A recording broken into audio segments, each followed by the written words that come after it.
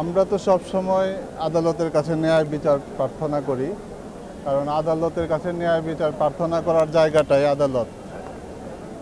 আমরা বিশ্বাস করি যে আমাদের ডেস্টিনির ট্রি প্ল্যান্টেশন মামলা, এই মামলার মধ্যে যে অভিযোগ আনা হয়েছিল যে গ্রাহককে প্রতারণা করা এবং মানি লন্ডারিং, এই দুইটার কোনো প্রমাণ দুদক দুর্নীতি দমন কমিশন দিতে পারে নাই।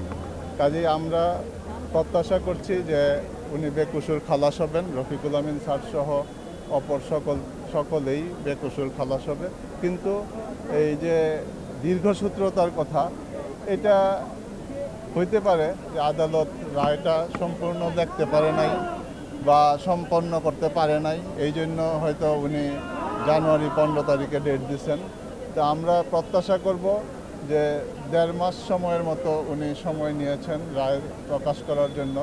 আমরা প্রত্যাশা করি যে উনি যেন আমাদেরকে ন্যায় বিচার দেন, এবং যেহেতু দুদক মামলা প্রমাণ করতে ব্যর্থ হয়েছে, আমরা বেকসুর খালাস পাওয়ার যোগ্য, আমরা যেন খালাস পাই এবং এই রফিকুল আমিন স্যারের মাধ্যমে যেন গ্রাহকরা সকল টাকা ফেরত পান।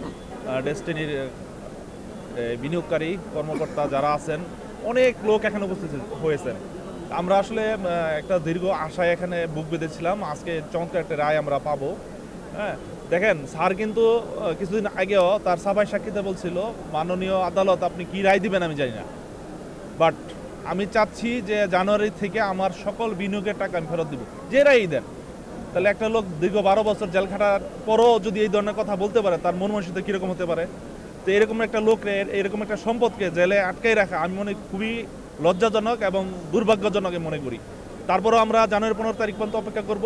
আর পাশাপাশি আদালতকে দীর্ঘসূত্রতা যদিও হয়েছে, তারপর ধন্যবাদ জানাবো যে 1 বছরের যে টার্গেটটা তারা নিয়েছিল, ওই টার্গেট অনুযায়ী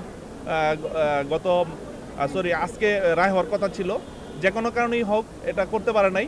তারপর আমরা আশা হতো না, ইনশাল্লাহ আগামী জানুয়ারি 15 তারিখের যে রায়টা আসবো আমাদের পক্ষে আসবো, এই আশা ব্যক্ত করছি, বিশ্বাস করতেছি। এবং এই রায়ের মাধ্যমে আমরা পুনরায় এই দেশকে এই যে বিপ্লবের মাধ্যমে নতুন করে বাংলাদেশ তৈরির যে স্বপ্ন সারা বাংলাদেশের মানুষ দেখতেছে, এইটাকে একমাত্র ভালো করে সুন্দরভাবে প্রতিষ্ঠিত করার জন্য আমাদের দরকার ডেস্টিনির মাধ্যমে, ডেস্টিনি প্রত্যেকটা ডিস্ট্রিবিউটরের মাধ্যমে কিন্তু দেশ পরিবর্তন করা সম্ভব।